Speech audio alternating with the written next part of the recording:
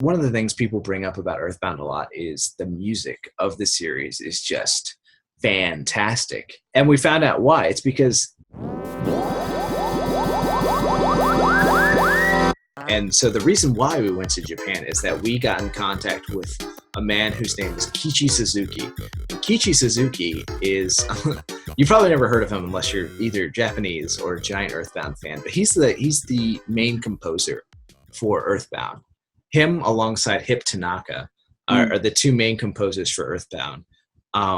So we actually reached out to Hip Tanaka too, but he declined to do an interview because he's currently the president of, I think, Creatures Inc., which does all the programming for Pokemon. And he's like, and his reason was, well, I would love to do this, but I'm not going to do an interview while I still work for Nintendo. So much, and I was like, oh, that's completely understandable. But but Keiichi Suzuki was so down.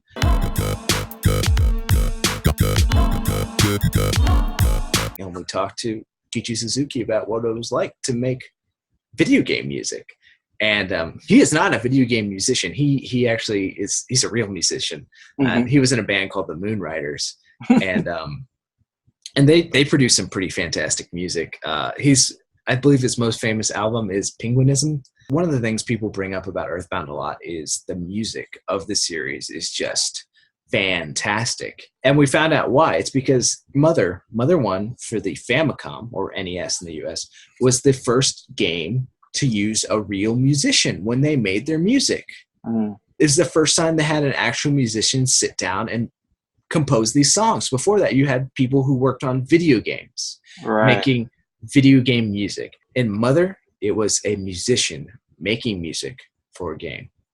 And there was just so much emotion put into it, especially when he was talking to us, when he was sitting down in this interview and telling us about like how much he cared and how much this music really meant to him and how amazing it was to make this music. At one point, he actually went and he got out some of his old demo tapes, his like 30-year-old demo tapes for this music.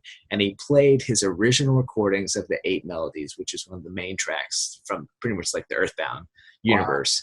And he played this original version and it was different. The song was actually different. It was a little bit different. You can tell how it changed from the final version. And he was playing this original version and you can hear him pretty much taking notes on this cassette recording that he had. It's like, this is a part here, and just like, and he's at one point, he's just like, record. He's like saying that in this recording, and he plays it into the 8 Melodies chunks.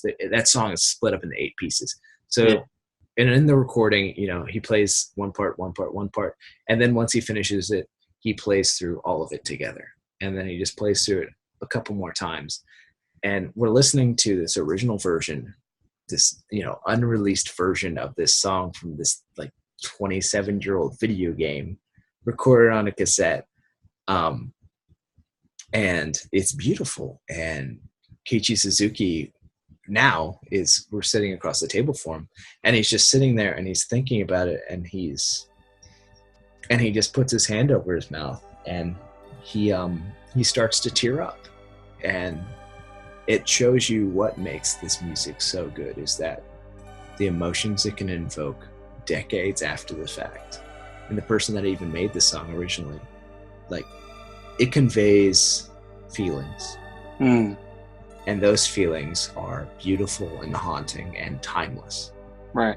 And to be in the same room as him and watch him feel this, and also myself feel it, because I love these songs.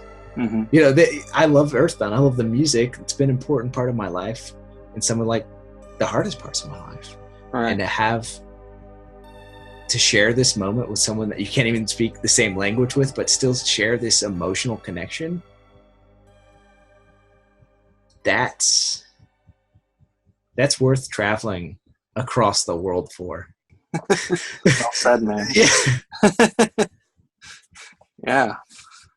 So that's why I went to Japan. And they gave us some free CDs, and he even signed my copy of Mother 1+2. And I was like, oh, thank you, Keiichi Suzuki. He signs his name as K1 because it's K, then Ichi is 1. So, and then after that, Koala was there with us, like that YouTuber, and then we went over to his house and we saw all of his crazy collection. It was like...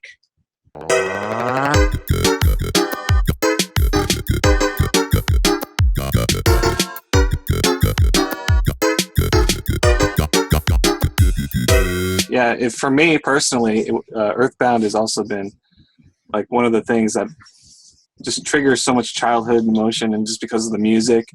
And it's one of the reasons I just love Earthbound so much. I'm willing to just like make 3D art and dedicate time to it, and just for the love of Earthbound. Yeah, it's beautiful. something easy to love. Yeah. So, Okay. so that's one story about our movie. So we have hours and hours and hours of footage, and all of it's amazing. And now we have to like couple together a coherent narrative from all this madness. And I know we can do it, but tell me about the final product. What is this documentary? How's it going to get delivered and distributed? All right, so we're doing, the people that pre-ordered it, either through Kickstarter or through a website, mothertoearth.com. You can pre-order it now. We're printing some DVDs and we're shipping them out. They might be limited. We're going to do our initial run. We'll probably never, ever, ever do another run. So get in there quick, guys, because, this is amazing film, but it is, on the surface, it seems very niche. We'll have digital release as well. And what we're really, really hoping for, it's probably going to cost us an arm and a leg and take years, but we're really hoping to get this on Netflix. Yeah, like I watch that. Yeah, like Netflix is like my golden standard. Like if I could get it on Netflix, so all those jerks that I went to high school with or one day sitting with their girlfriends, doing some Netflix and chill, and they turn on Mother Earth, this looks interesting, video game documentary, I like games, I'm a gamer, turn it on, and it's Evan Butler from high school, and they're like, they throw their girlfriend down to the ground who was sitting on their lap, and they just take the TV screen and they shake it, and they're like, Evan Butler! a fit of rage, and that's why I'm making this movie. No. That probably won't happen. But yeah, we're hoping to get it on Netflix so that it's very accessible.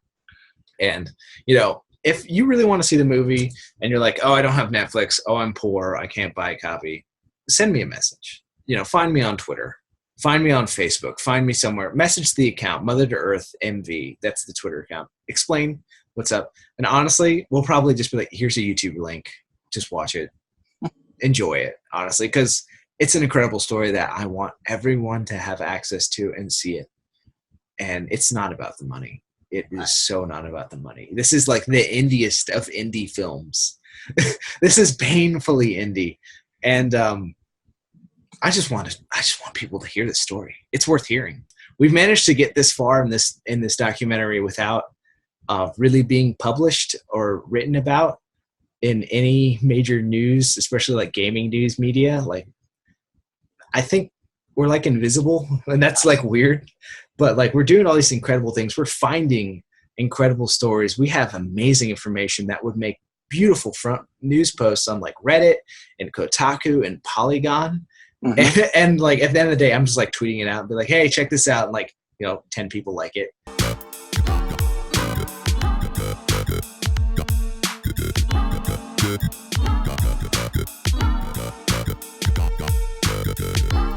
Good.